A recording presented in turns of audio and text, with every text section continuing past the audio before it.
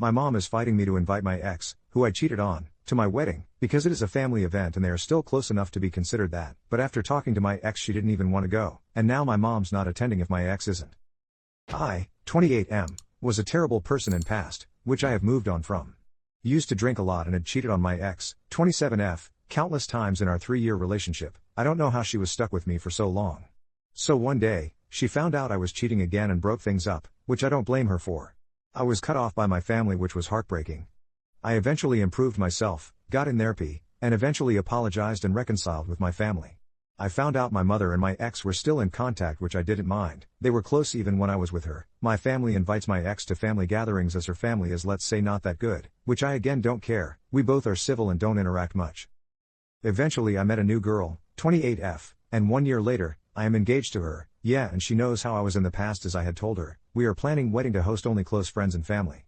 Then problem arrives that my mother, who's close with my ex, wants to invite her to the wedding and my fiancé is absolutely furious, and the reason my mother's giving is that it's a family event. Honestly, I don't want her to be in my wedding too. I called her to talk about it and she told me the same thing. She doesn't want to be in my wedding, but my mother's insisting, which is infuriating. My mother is still saying she won't come if my ex isn't coming, and my fiancé had arguments with her. I am seriously thinking of not inviting her ATP, but if she doesn't come, I am afraid that I might be cut off from my family again. This is so infuriating. Commenter 1. It's your wedding, not your mom's wedding. Tell your mom outright, she doesn't want to come. I don't want her to come. Fiancé doesn't want her to come. Stop being weird about it and let it go. Do not invite her. It is a weird entitlement when parents dictate guest lists anyway. Unless they are paying, they get no say. If they are paying, you have the right to draw boundaries. Good luck. If your mom is that hung up on it, maybe you have to let her go too. Commenter 2. You realize your mother hasn't forgiven you, right? Commenter 3. I wonder if his mom was using the ex as an excuse to not go to the wedding. Because it's really weird that she was adamant the ex should go when the ex didn't even want to go. Update 1. Honestly, I got overwhelmed with the responses. Thank you everyone who replied. As most of you said, I grew a spine and talked to my mother with me and my fiancé sitting down. She wouldn't drop it, saying she doesn't like my fiancé. Well, my fiancé yelled at her. So she's not coming to my wedding anymore. I sent all wedding guests explaining the situation, that my mother wants to invite my ex to my wedding, and basically, most of them are in my side. Those who said I am ungrateful, let's just say they are uninvited and blocked. My brother called me to say that I did the right thing, which was a relief. Going further, I would probably go low contact with my mother. My ex called me and my fiancé talked to her on speaker and she apologized and said she said no to my mother and won't drop it. I said okay, and she's not invited. My father said he's not coming too if his wife is not coming, which is valid. So the wedding is actually small with 50 people, but the planned reception is huge with 150 people, which my father is throwing on my behalf. My mother will be there, so there might be drama. Edit, should have added that my father and father-in-law both are throwing reception together. I will have security just in case in the wedding. Commenter. So your dad's not going to go to his own son's wedding because his wife is a. But will go to the reception looking like a loser who didn't go to his own son's wedding. Got it. OP, I don't know, my brothers don't have close relation with dad. I am the favorite child who was spoiled rotten by him.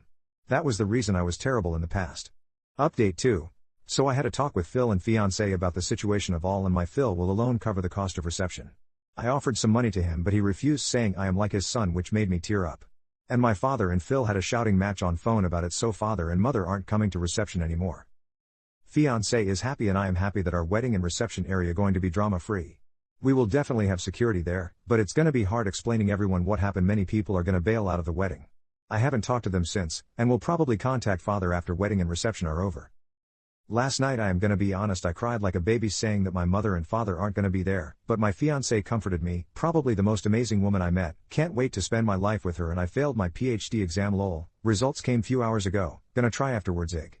Going forward, I am probably gonna be low contact with father and no contact with mother. Update 3. So yesterday I got married. It was the happiest day of my life, but yeah, it sucked not having my parents there, whom I thought wouldn't go this much against me. They didn't even come to the reception too. It honestly cried after the reception, but my fiancé was understanding and comforted me. I couldn't have asked for a better half than her. My ex had sent a message of congratulations after wedding, which I replied with, thanks. After wedding I still haven't contacted my parents, but father had sent an air fryer as a wedding gift to my address, which is like an appliance, so I'm going to use it. Reception was awesome too. Thanks to y'all for those wonderful comments supporting and suggesting me. I honestly thought I don't deserve all this due to how terrible I was in the past, but people can change. If you have done something wrong in past, don't let it define yourself. Keep it in your mind and move on. you can change. Commenter. Well done on your self-awareness, admitting fault and consciously trying to be a better person.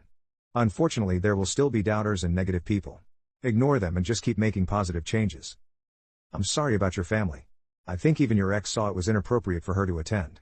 Your mom has lots of issues, and if she was truly a friend/cared for your ex, she wouldn't want her at your wedding. It would have created drama that your ex would have been in the spotlight/firing line. Your mom not attending your wedding is just a symptom of the bigger relationship issues. But not attending was the final nail. It was a time when she could witness you truly being happy. It's like she can't forgive you for something you did to someone else. She holding on to something that everyone else has moved on from. I guess this is her hill. She hasn't even given your wife a fair chance.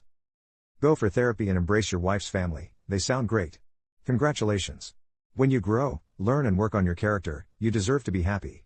Good luck. What's the most messed up situation you had to handle alone? I slapped a disabled kid for harassing the customers, but his mom escalated the situation and threatened to shut my restaurant down. A few weeks ago, a woman walked into my restaurant with her son, who was about 12. He sat down with a tablet playing cartoons super loud while scrolling TikTok on a phone with both devices on speaker. But we've got one rule in my place: no loudspeaker phones or blasting media, because people are here to eat, talk, and relax, not listen to Peppa Pig scream over hot wings. So I walked over politely and explained that we don't allow loud devices and asked her to please turn it down or use headphones.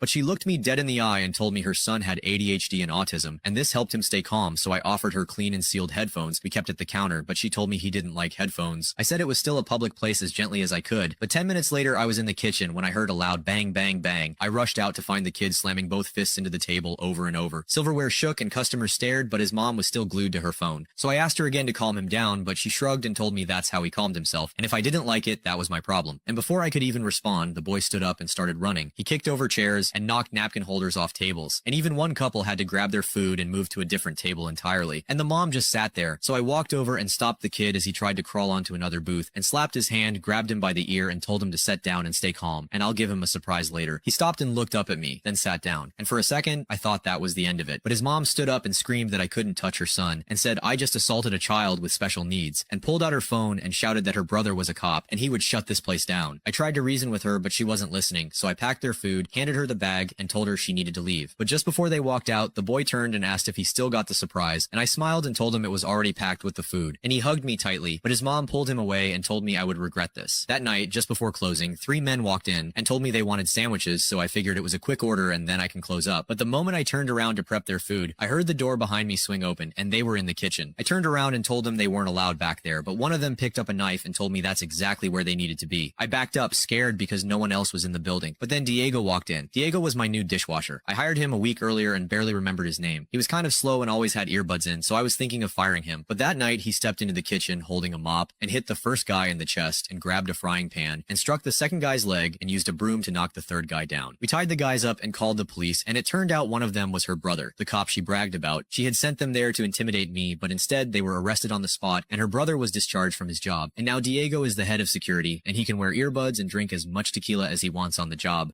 What happened at a wedding that made you realize it was doomed from the start? My cousin Sarah's wedding seemed perfect on the surface. Nice venue, beautiful dress, and a groom who her parents adored. They'd been together for 2 years. But something always felt off about Mark. The red flags were subtle. He'd check her phone when she wasn't looking. He'd make jokes about her weight at family dinners. He'd always have an excuse for why his friends couldn't meet her. But Sarah was 29 and tired of being the single bridesmaid, so she ignored it all. During the ceremony, when the pastor asked if anyone objected, we heard a quiet, "I do." It wasn't dramatic. Just Sarah's college roommate Emma standing up, hands shaking. "I'm sorry, Sarah," Emma said, voice barely above a whisper. "But last night at the rehearsal dinner, Mark cornered me in the hallway. He was drunk and told me he was only marrying you because your parents are helping with the down payment on your house." The room went completely silent. No gasps, no drama, just uncomfortable stillness. Sarah just stood there, then slowly turned to Mark. "Is that true?" His response wasn't angry denial. It was worse. He shrugged and said, "It's not the only reason." Sarah handed her bouquet to her maid of honor, walked calmly down the aisle, and left the church. No tears, no scene, just quiet dignity. Turns out Emma and Mark had been together for months before the wedding. The objection wasn't to save Sarah, it was to free Mark without looking like the bad guy. Hospital workers. What regrets do you hear from dying patients? I had this routine every night. Clean the ICU first, then move through the regular floors, and always end up in the little chapel on the east wing around 3 a.m. for my break. The chapel had this old piano that nobody ever touched. Dusty keys, half the pedals stuck, but it still made music. One night in February, I was cleaning room 218 when this elderly woman named Beth woke up. She had pancreatic cancer, stage 4. Her chart said she had maybe 2 weeks left. She watched me mop for a while, then asked, "Do you know how to play piano?" I stopped mopping. A little, I guess. I heard music coming from down the hall. hall sometimes. Is that you? I nodded, feeling embarrassed. Sorry if I woke you up. Don't apologize. It's beautiful. What song was that last night? Moon River. My mom used to hum it when I was little. Beth smiled. That was my wedding song, 43 years ago. The next night, she was awake again when I came to clean. This time, she asked if I could play something for her. I looked around, checked if any nurses were watching, then quietly wheeled her bed out of the room. The hallway was empty except for one nurse at the station reading a magazine. She glanced up, saw us, then looked back down like she didn't notice anything. I pushed Beth's bed all the way to the chapel. The wheels squeaked a little, but she didn't seem to mind. I sat at the piano and played Moon River soft enough that it wouldn't carry past the chapel doors. Beth cried the whole time, but she was smiling too. That became our thing. Every night around 3 a.m., I'd wheel her down to the chapel and play whatever she wanted to hear. She told me stories about her husband who died 5 years earlier, how they used to dance in their kitchen every Sunday morning, how she always wanted to open a small bookstore by the ocean but never found the right time. You know what my biggest regret is? She said one night while I played some old Sinatra song. I spent 30 years saving money to open that bookstore. Had enough for 20 years to do it, but I kept waiting for the perfect moment. When the kids were older, when we had more saved up, when the market was better. I was always waiting for the fear to go away. She looked at me while I played. The fear never goes away. You just have to do it scared. One night she asked about me. Why was I cleaning floors instead of teaching music like I wanted? I told her about how I applied to education programs twice but never followed through. How I convinced myself I was too old, too behind, too something. How I had a folder at home full of songs I wrote but never showed anyone. How old are you? She asked. 58? So in 10 years you'll be 68. You can either be 68 with a bunch of regrets or 68 doing what you love. Either way, you're still gonna be 68. Beth died on a Thursday morning. I wasn't working that night, but they called me anyway. Her daughter wanted to thank the janitor who played piano for her mom. She said her mother talked about our chapel sessions every day, how they were the only thing that made her feel peace.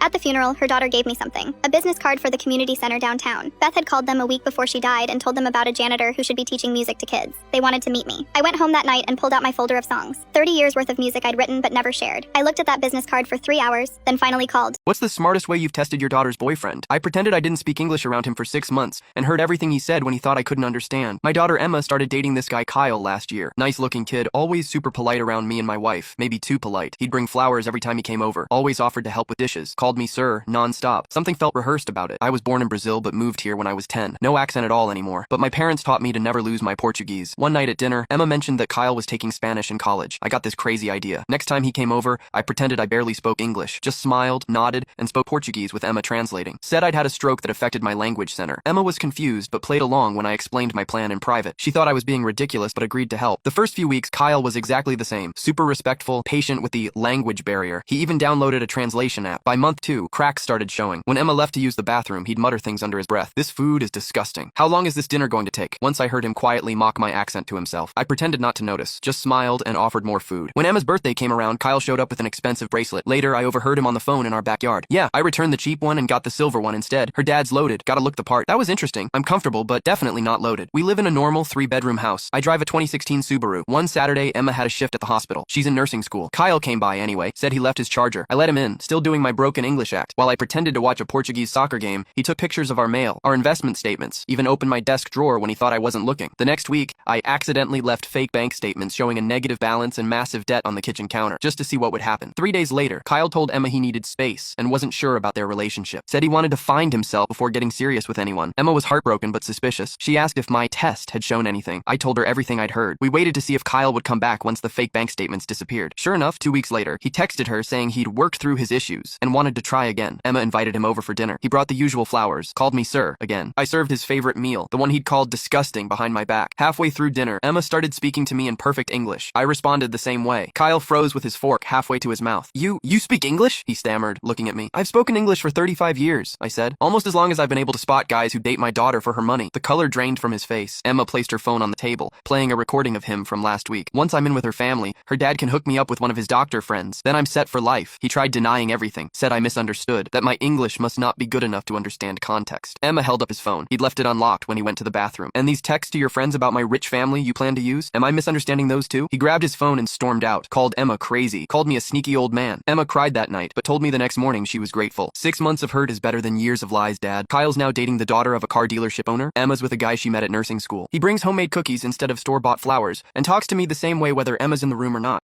My boyfriend wants me to come clean about my past as a pole dancer to his family and sell the house that I bought with my dirty money because I'm pregnant now, but he's not making any sense, and I wouldn't understand his reasoning for it. For several years I was a stripper. I have no shame about what I did and only quit when I got a better job offer. In the time I worked as a stripper, I intentionally lived as cheaply as possible, little studio flat, living off ramen, wearing old clothes, because my coworkers all told me that they were able to buy their own places on their income, so long as they saved like crazy. Before I retired, I managed to outright buy myself a 3-bedroom flat. I rented out the other rooms for a while, but I got sick of having roommates, so now I have them up online for shorter stays, but not to rent. I met this guy about 18 months ago, and we've been together since. He knows about my employment history, and he said that he has no issue with it, though he did ask me to tell his family the white lie I occasionally use on my CV and stuff, which is that I was a waitress, which I kind of was TBF. A month ago we found out that I'm 2 months pregnant. He says this is great news, and we should move in together. I assumed he'd be moving into my place because he rents his, far smaller 1-bedroom, flat while I own mine, and I have room for a baby's room while he doesn't. Also, I really don't want to leave my flat. It's my flat, I love it, I could see myself living here for the rest of my life, and I don't want to lose the security of owning a flat and have to go back to paying rent or a mortgage each month. However, he then said that he didn't want to move into my place, and said I should sell it and we buy a place together. I said that I like my place, it means a lot to me that I was able to buy it, and it represents years of working my arse off scrimping and saving. He then said that he understands all of that, but we should be living together by the time the baby comes, and he didn't want to live in my flat. I asked him why not. It's a great flat, it's central to everything, it's spacious, it's got room for all his stuff, there's a daycare in the building, run/owned by another tenant, and a school 5-minute walk away, the list goes on, and he said that he didn't want to live in a flat that was bought with stripper money. That really pissed me off, and I told him no way am I selling my flat and that he never had an issue with my stripper money paying for this flat before now. I said I wasn't giving up the security of owning a home for someone who tries to make me feel ashamed about something I don't feel ashamed of. He said that his point is if I sold the flat then we could get a new place with the money from the sale. I said wouldn't that still be stripper money? And he said that's different, and I asked how. He then said he was going back to his place because I can't talk to you when you're in this state. He's gone back to his flat now and he's texted me saying I'm overreacting/irrational and I need to think of this realistically rather than emotionally. He says he wouldn't feel right raising a child in my flat knowing how I purchased it and selling/moving is the best idea of all of us, not to mention the fact he isn't on the deed because it's my place and it would never feel like our place because of this. I feel I might be the arse because I get why he might feel like it's just my place and I feel I'm being too rigid in a time we need to work together, plus I spoke to my sister and she sided with him, so 2 out of 3 people think I'm in the wrong here. Am I the jerk? Update 1.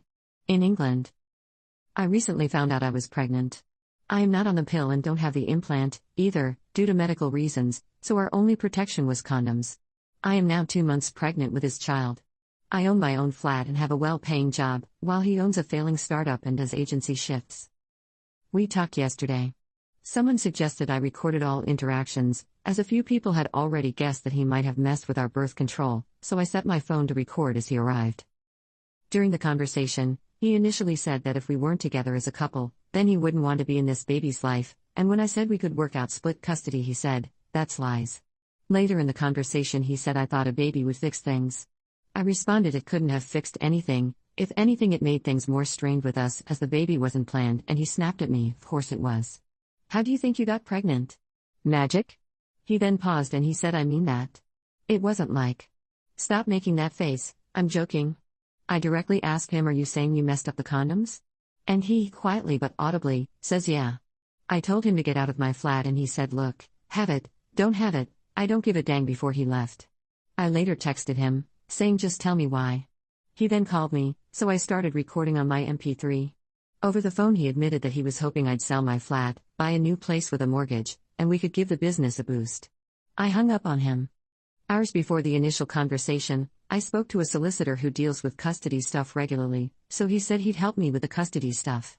However, he's married to my friend, and I love her but she's a bit of a gossip and can be a little condescending, as in oh, poor you, so I don't want either of them knowing about any of this if it's unusable. My ex was not aware that I was recording at any point in either recording, and there's no visuals, only audio on both recordings. We did say each other's names a few times on the first, but not at all on the second. Is this admissible in a custody battle? Is it useful due to the context? I feel like he said all the things that would win my case if there was one, but if he can't do anything with it then I don't want him knowing about it.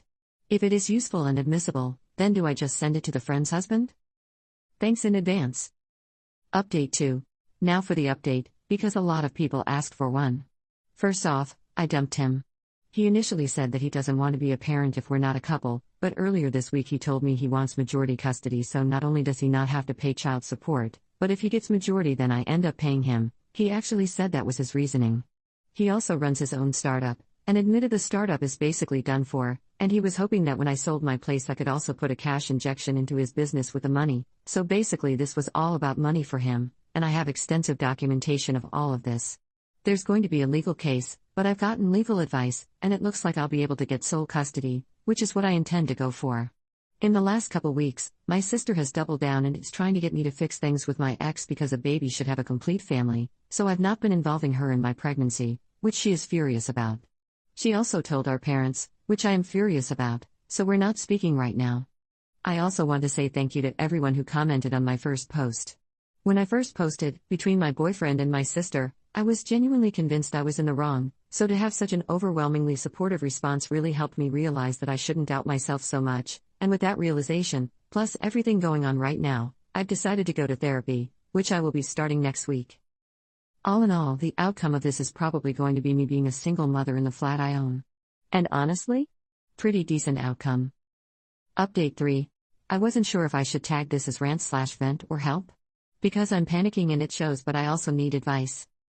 So I had a scan today and it's twins. The text said it was hard to tell, but she thinks they're identical. She also asked how far along I thought I was, and I said the number I worked out was 14 weeks, but I wasn't 100% certain as this was my first proper checkup, aside from my GP who said they'd tell me at the scan, and the text said both me and the babies were a little big for 14 weeks, and that we looked more like 16. She offered me an estimated due date, which is just the first half of March, then said that with twins it can be harder to tell, and that didn't exactly ease my panic. Though everything else looks good, so that's amazing. But twins. There's 2 of them. And there's 1 of me. And I think it's just really hitting me right now that I have never been a mom before and I have no clue what I'm doing, and there's going to be not 1 but 2 tiny humans depending on me who are arriving sometime in March. When in March? It's a surprise. I have room for twins. I have resources for twins.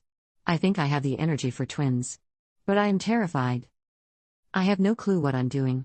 I have 3 bedrooms, so do I put them in separate rooms or together?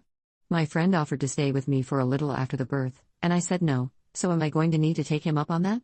Is there anything different about having twins that I should be aware of, aside from there being 2 of them? Also, what do I do about this window the tech gave me? Is that normal? Are they going to be able to narrow it down at any point?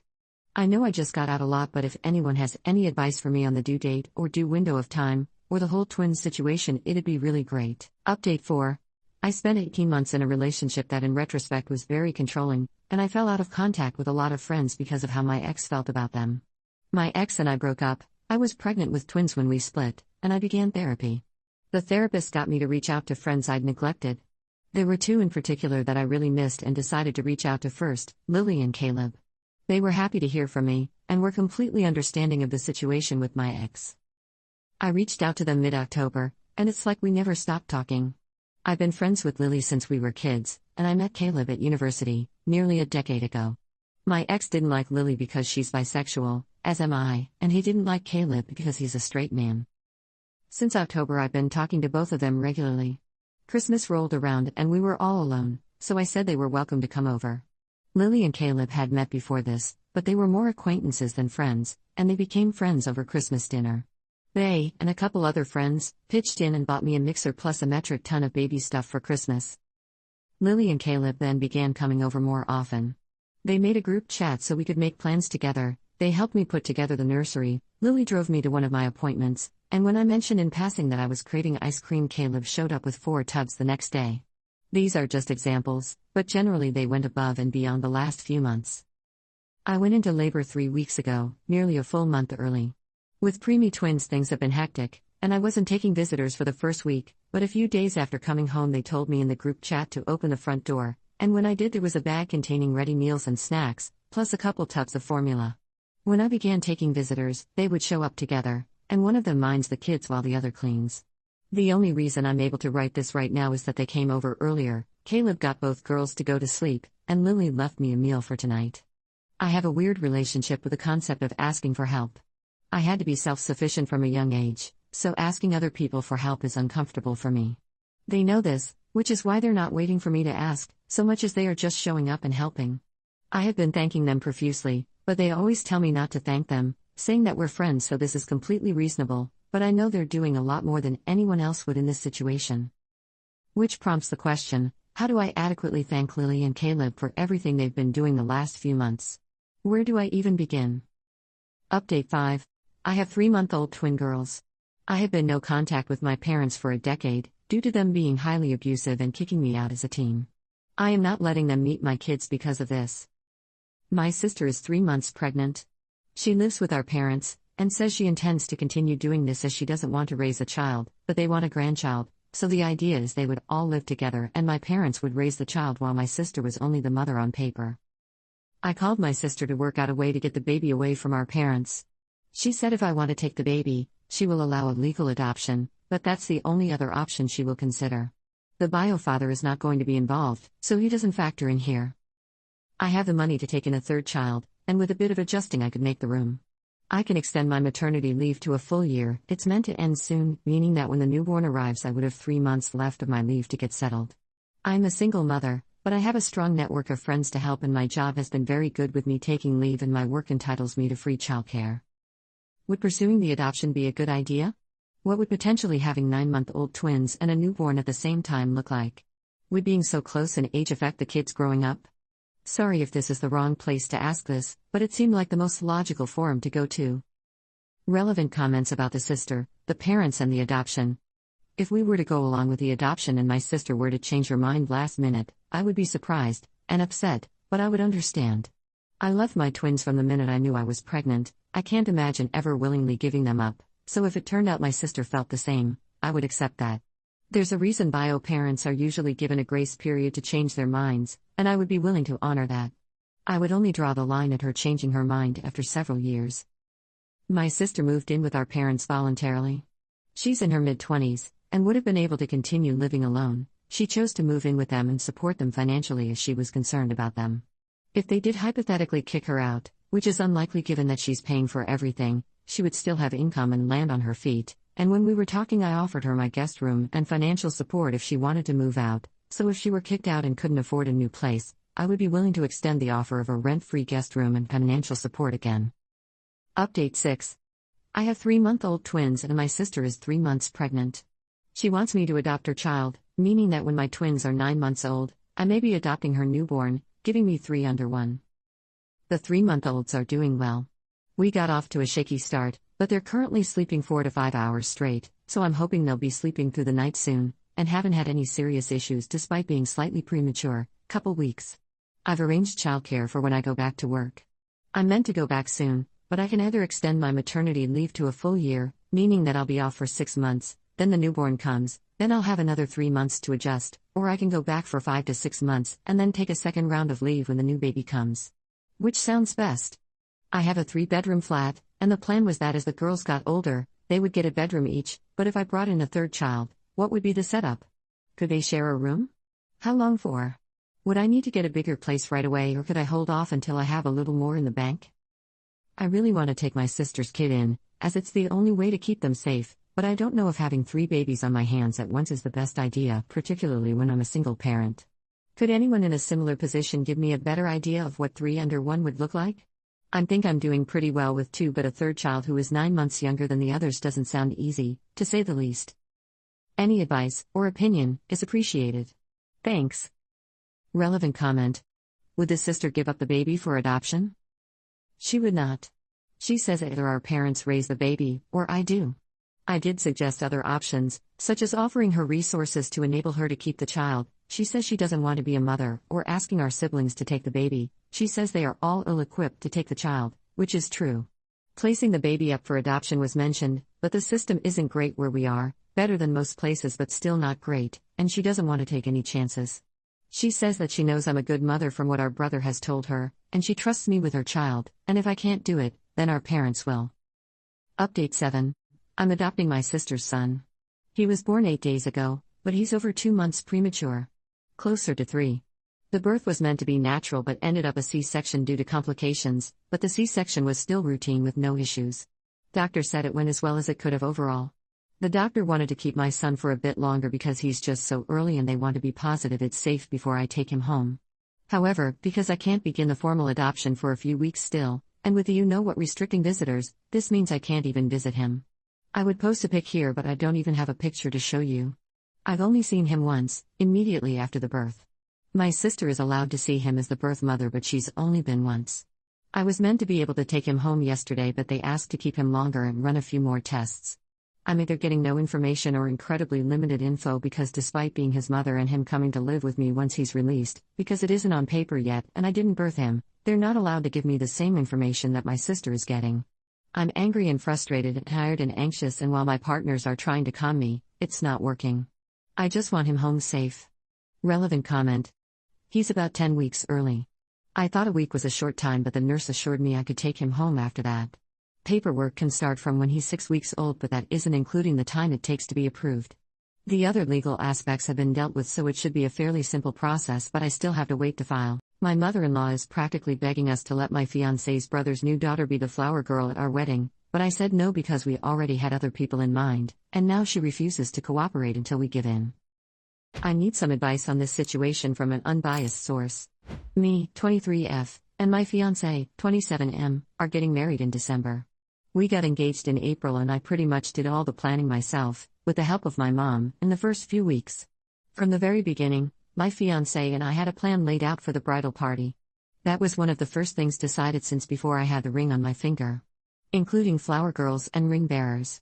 We decided that the flower girl would be my sister, who's also my matron of honor's baby, who will be pushed in a stroller down the aisle by my 10F cousin, who would be considered a junior bridesmaid. For the ring bearers, my fiancé really wanted to include his best friend's son. For context, his friend has not had custody of his child for most of his life, long story, and it could be a little difficult to arrange his attendance. He will be around a year and a half at the time of the wedding. As a result, we decided that we would also have my 2 cousins, 5 male and 7 male, the brothers of the junior bridesmaid, be ring bearers as well. This way it's no pressure on the friend and everything will go smoothly whether his child can come or not. The older boys will help the younger boy walk down the aisle holding his hands. We decided on these specific children because they are closely related, close to us, and are the right age. Shortly after the engagement, I asked my sister and my cousin, the moms of the children, if their kids could be in the wedding and gave details of what they should wear, etc. The kids and parents both were so excited. This was great and everything was going according to plan until a few weeks ago when my mother-in-law asked us if we would consider adding another flower girl. For context, my fiancé's brother/best man, 24, lives across the country from us and has recently told us, around 4 months ago, that he has a new girlfriend, 21. This girlfriend has a daughter from a previous relationship, who's about 10 months. They have now known each other about 7 or 8 months. He is very serious about her and we are very happy for them. He has taken a sort of father role in her daughter's life, which is adorable. He is expressing interest in marrying her in the future, but they are taking it slow. My fiancé and I have never met this girlfriend or her child, but we are thrilled for his brother, so we of course invited them both to the wedding. Now this is where things get a little messy. I have always gotten along great with my fiancé's family. They have always been so sweet, kind, accepting, and well-meaning. They welcome newcomers with open arms, including me, and have really become my family. I especially had a great relationship with my mother-in-law. She is the sweetest lady and would do anything for me and any one of her children. She lives very close to us and my family lives far. She was always the first to say that it's our wedding, meaning mine and my fiancé, to encourage me to make my own decisions in wedding planning and not let my mother sway them. She has become like a mother to me in so many ways. With that being said, they are also very loving and accepting of my fiancé's brother's girlfriend, and her baby, from afar. Which is great. I'm so glad that they are so supportive. They even started calling her baby their first grandchild and flew across the country to meet them. With this context in mind, a couple weeks ago when my mother-in-law and I were hanging out, just the two of us, she asked me if I would consider adding the girlfriend's baby as a flower girl. She said fiancé's brother keeps bringing it up and that it would be really cute. I politely told her that we already had a flower girl, my niece, and a junior bridesmaid assigned to push her in a carriage. She responded by saying essentially, what's one more?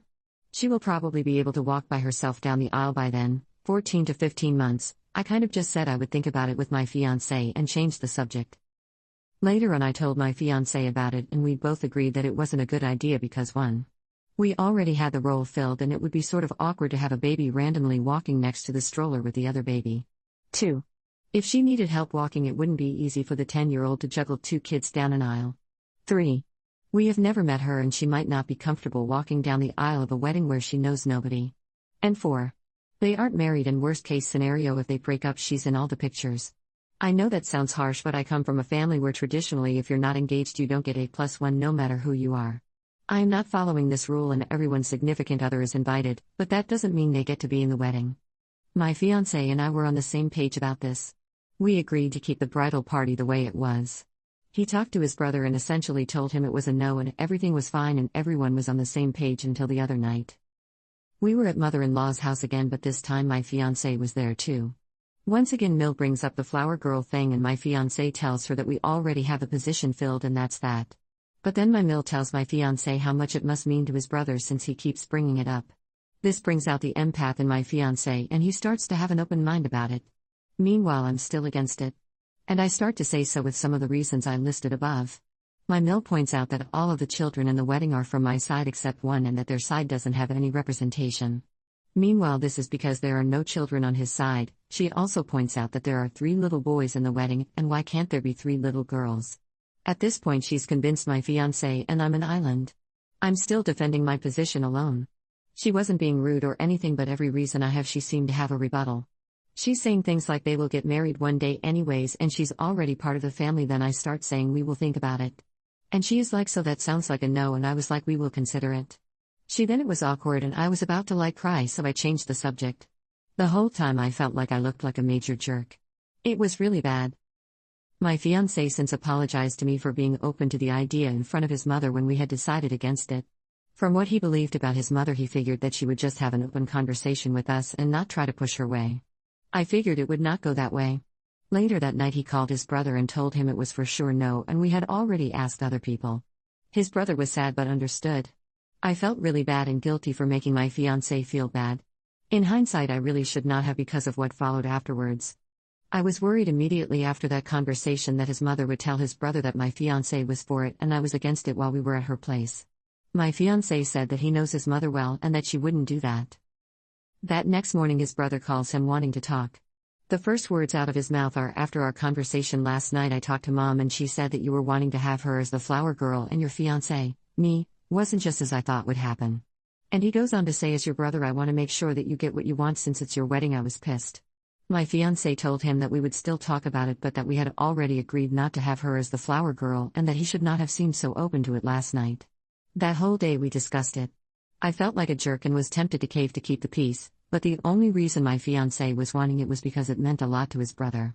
But the conclusion we came to was that it's not his brother's wedding.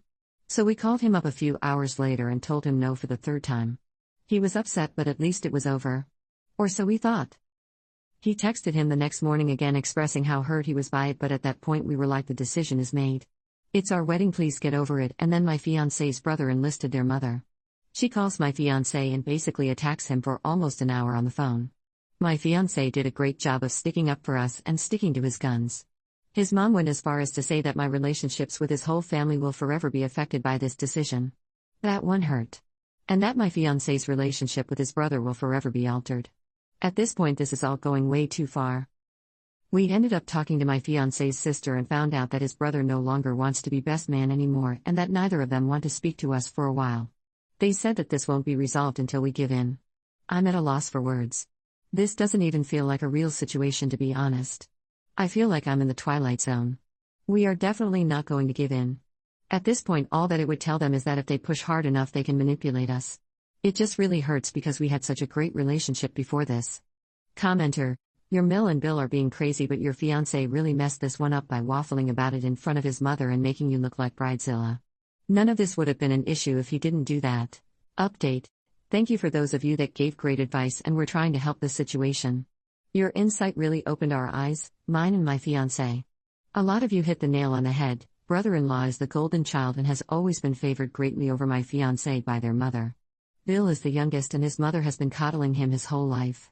My fiancé is the oldest and tends to be the peacemaker, sacrificed. A lot of you also called out the triangulation manipulation. I told my fiancé this and he said that his younger brother often would rope his mom into their arguments, get her to take his side, and get my fiancé in trouble no matter how ridiculous or wrong brother was being. He mastered the art of triangulation manipulation from a young age. My fiancé would just take it and apologize to keep the peace. For those of you who said it's ridiculous to have a child we have never met and are not related to, and have not even met her mother, as such an important part of our wedding party, thank you. I was feeling like the crazy one for thinking this. Also info, I was being gracious when I said they have been together 8 months. They have known each other 8 months and only been dating officially for 4 months. The wedding is further away than the length of their whole relationship. It's bizarre that they are pushing so hard for this. For those who said we should have granted their request and just kept the peace, my fiancé has been doing this his entire life with his family. That is probably why they resorted to their usual manipulation tactics. He never actually wanted to have this baby in our wedding. He in fact thought it was pretty ridiculous of them to ask. He was just ready to cave because he always does to keep the family peace. At the expense of himself and his needs, wants every time. Except the difference is, this time the wedding is about him. It's his day and not his brother. Well, both of us. And that's the other thing. He has me this time to stand up for him and what he actually wanted. I also wanted it too, which helps lol. On to the update. A lot has happened. Today my fiancé went to see his dad, and then his mom. They are separated. His dad is neutral but has been sticking up for me in this whole thing. I have a great relationship with him. He filled us in on a lot. Here is essentially what has been happening. Turns out brother-in-law's girlfriend has more to do with this than we thought, as some of you suggested in the comments. She is the one who has been encouraging him to push for this because it means a lot to him.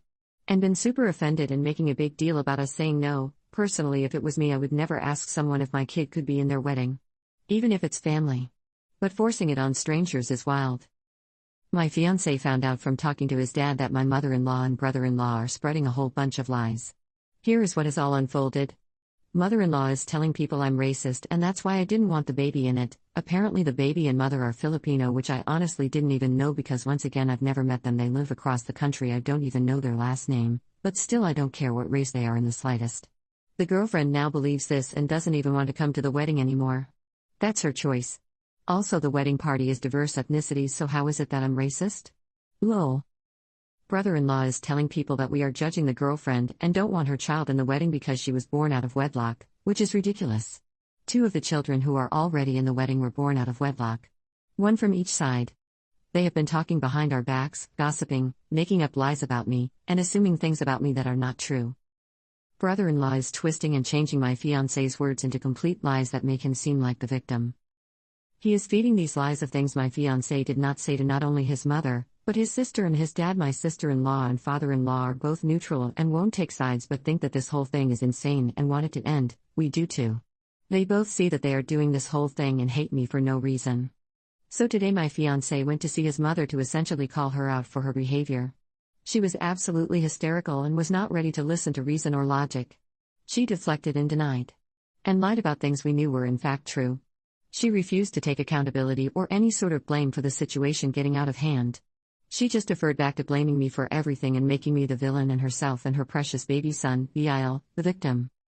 Meanwhile, the last time I spoke to either of them was when we had that conversation with mother-in-law at her house where my fiancé slipped and this whole thing started. My fiancé has been handling this whole thing and even trying to shield me from the blame and take it all for himself. It's not working. Mother-in-law and brother-in-law have made this whole thing up in their heads and driven themselves and everyone else crazy over it. Meanwhile, all I've done is express my concerns for having a child in the wedding that we don't know, in that initial conversation, when they aren't engaged or married. And the fact that we already filled the roles. She denies favoring brother-in-law and claims that she is hurt by the accusation and then in the same breath favors him and defends him. I feel the worst for my fiancé because he doesn't even want anything to do with them anymore and does not feel the need to keep up with these relationships. He said that his mother expected him to fall on his face today and apologize for everything because that is what he was forced to do growing up and that's what they are used to. But now that I'm an extension of him, he is not letting us get treated this way. He is angry that they are selfishly trying to use our day to make some grand gesture to his brother's girlfriend he's been dating for 4 months and that they refuse to respect our wishes. He is shocked and disappointed that they are lying about us and creating drama around our wedding. He is saying goodbye to this toxic cycle and going to go no contact until they come to their senses and fix this mess. For those of you who asked, we are in premarital counseling with our pastor who is also our officiant. He was bewildered that they even requested this in the first place and shocked and dismayed that they have turned it into such an ordeal. Anyways, this wasn't the update we hoped for, but it's the one we have. Hopefully one day things will turn around. We are hoping mother-in-law at least comes to her senses considering we are the only family that lives near her. Maybe she will learn to support the son and daughter-in-law who will one day birth the grandkids she actually has a shot of seeing regularly, rather than blatantly favoring the son and girlfriend who live across the country. But for the time being, this is it. Commenter. Tell Phil and Sil that by not taking sides, they are in fact taking sides. Just not yours.